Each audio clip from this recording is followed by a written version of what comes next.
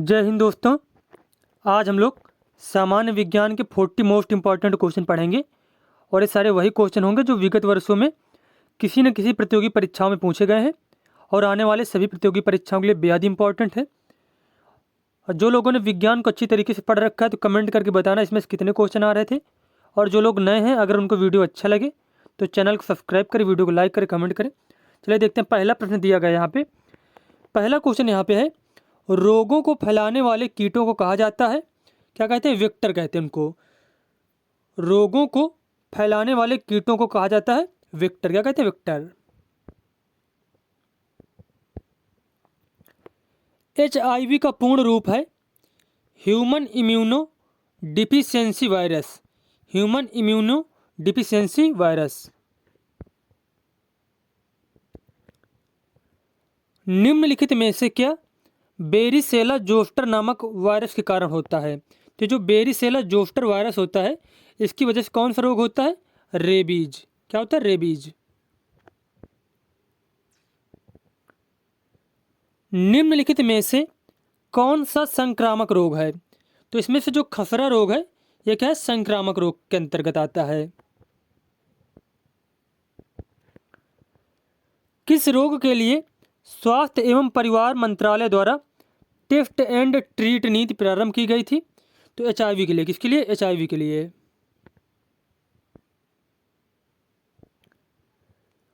निम्नलिखित में से कौन से सूक्ष्मजीवी पोलियो तथा चेचक, जिसको चिकन पॉक्स भी कहते हैं चेचक को, जैसी गंभीर बीमारियों के कारण है? तो पोलियो और जो चेचक हैं यह होते हैं विषाणुओं के कारण। किस कारण? विषाणु या फिर इंग्लिश में जिनको बोलते हैं वायरस के कारण होते हैं पोलियो तथा चेचक जो रोग होते हैं। चेचक के टीके का आविष्कार किसने किया था, या फिर चेचक के लिए टीका किसने प्रदान किया था? एडवर्ड जेनर ने। Edward Jenner. निम्नलिखित में से किस व्यक्ति ने पोलियो का टीका विकसित किया था? जोनास एडवर्ड साल्क ने। Jonas Edward Salk. निम्नलिखित में से किसकी पहचान विडाल परीक्षण से की जा सकती है? टाइफाइड ज्वर की। टाइफाइड ज्वर की ज्वर का जो है बुखार जो होता है टाइफाइड का, उसका परीक्षण करने के लिए विडाल टेस्ट कराया जाता है।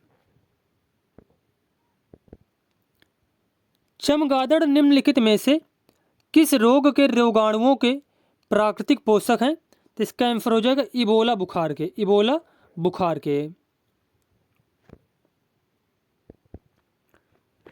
निम्नलिखित में से वह जीवाणु कौन सा है जो मानव शरीर में बीमारी उत्पन्न करता है? वह है साल्मोनेला टाइफी। Salmonella typhi. निम्नलिखित में से कौन सी बीमारी मादा एनाफिलीज मच्छर के कारण होती है? तो जो मादा एनाफिलीज मच्छर होता है इसके कारण बीमारी जो होती है उसे कहते हैं मलेरिया। क्या कहते हैं? मलेरिया।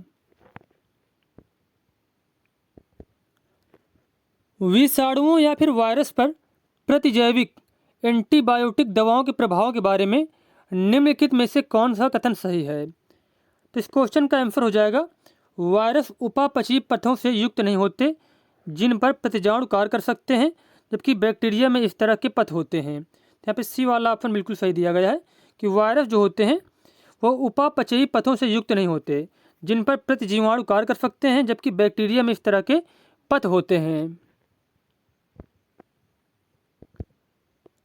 निम्नलिखित में से कौन सा जीव निद्राल रोग के लिए उत्तरदायी है?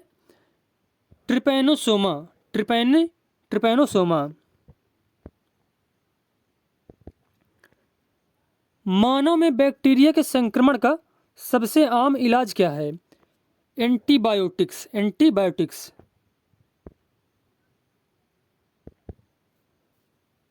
मेलियोडोसिस क्या है? मेलियोडोसिस क्या है?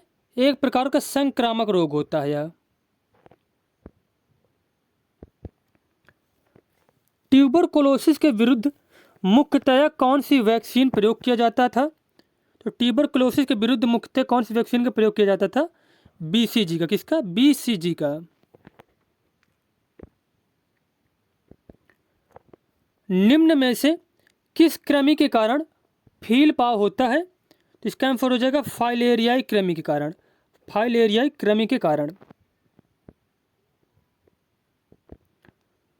निम्नलिखित में से कौन सा एक यौन संचारित रोग नहीं है? सिफिलिस, गोनोरिया, स्कर्वी या फिर हेपेटाइटिस बी। तो इसका आंसर हो जाएगा स्कर्वी रोग। स्कर्वी रोग जो है विटामिन सी की कमी से होता है। निम्नलिखित में से कौन सा पशुओं का एक तीव्र वायरल रोग है जो मनुष्यों में एक संक्रमित पशु के काटने से फैलता है? तो वह है रेबीज। क्या है? रेबीज। हेपेटाइटिस बी निम्नलिखित में से किसके कारण होने वाला संक्रामक रोग है जो यकृत को प्रभावित करता है? तो यह होता है वायरस के कारण। किसी कारण? वायरस के कारण। निम्नलिखित में से कौन सा रोग विटामिन सी की कमी के कारण हो सकता है? स्कर्वी रोग। कौन सा रोग? स्कर्वी रोग। निम्नलिखित में से किसमें विटामिन सी की मात्रा सबसे अधिक होती है? तो सबसे अधिक मात्रा इनमें से पाई जाएगी नींबू में। और अगर बात की जाए सबसे ज़्यादा मात्रा विटामिन सी किस में पाई जाती है, तो पाई जाती है आंवला में। किसमें? आंवला में।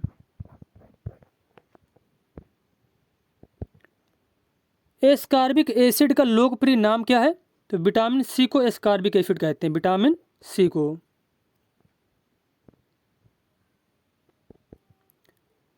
शुष्का छिपाक किस विटामिन की कमी के कारण होता है? तो यह होता है विटामिन ए की कमी के कारण। विटामिन ए की कमी के कारण। निम्नलिखित में से कौन सा विल्सन रोग का लक्षण नहीं है? तो रतौंधी जो है विल्सन रोग का लक्षण के अंतर्गत नहीं आता, जबकि पैरों या पेट में फ्लूइड बनना, बोलने, निगलने या शारीरिक समन्वय में समस्याएं, अनियंत्रित गतिविधियां या फिर मांसपेशियों में गड़न, तो ये सारे कारण होते हैं विल्सन रोग के लक्षण होते हैं सारे जो है, जबकि रतौंधी इसका लक्षण नहीं होता है। रतौंधी कैसे होता है? विटामिन ए की कमी के कारण होता है रतौंधी। घातक रक्ताल्पता एनीमिया कौन सी विटामिन की कमी के कारण होता है? तो विटामिन B12 के कारण। विटामिन B12 के कारण। रतौंधी किसकी कमी के कारण होता है? विटामिन ए के कारण। विटामिन ए के कारण। निम्नलिखित में से कौन सा विटामिन बी कॉम्प्लेक्स समूह से संबंधित नहीं है? तो एस्कॉर्बिक एसिड जो है विटामिन सी का रासायनिक नाम होता है, तो यह विटामिन बी कॉम्प्लेक्स समूह से संबंधित नहीं होता है। निम्नलिखित में से कौन मानव में रक्त का थक्का बनाने के लिए अनिवार्य है? विटामिन के। विटामिन के। निम्नलिखित में से किस विटामिन को आर्गोकैल्सिफेरॉल कहते हैं? विटामिन D2 को। विटामिन D2 को ही आर्गोकैल्सिफेरॉल कहा जाता है।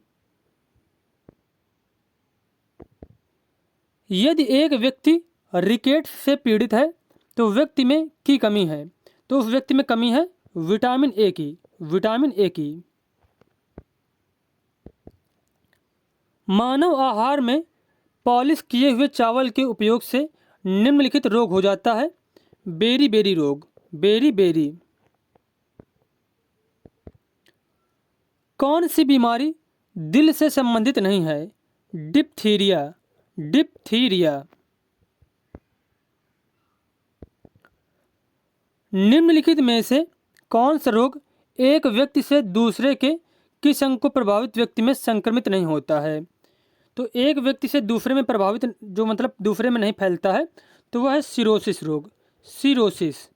एड्स, सिफिलिस और हेपेटाइटिस बी जो है यह एक व्यक्ति के से जो है संक्रमण होने से दूसरे व्यक्ति में भी संक्रमण फैल जाता है। सिरोसिस रोग शरीर करता है। सिरोसिस रोग जो है कौन से शरीर को प्रभावित करता है? तो इसका आंसर हो जाएगा यकृत को। किसको? यकृत को।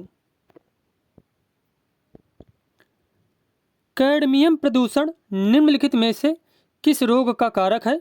तो इटाई रोग जो है वह कैडमियम की वजह से होता है। कौन सा प्रदूषण नॉक निश सिंड्रोम के लिए उत्तरदायी है? फ्लोराइड। फ्लोराइड। प्रोगेरिया ग्रस्त लोगों का सबसे स्पष्ट प्रमुख लक्षण क्या है? तो प्रोगेरिया जो ग्रस्त व्यक्ति होते हैं, जरण की अपेक्षाकृत तेज दर, मतलब क्या उनमें बुढ़ापे की जो है दर तेज हो जाती है। टीके विशिष्ट रोग प्रतिरक्षी प्रोटीन के संश्लेषण के अभिप्रेरण द्वारा संरक्षण प्रदान करता है। टीके क्या है? जो विशिष्ट रोग प्रतिरक्षी प्रोटीन के संश्लेषण के अभिप्रेरण द्वारा संरक्षण प्रदान करता है। शरीर में रोग प्रतिरक्षी के उत्पादन के लिए उत्तरदायी कोशिका कौन सी होती है? तो इसका आंसर हो जाएगा लसिका कोशिका।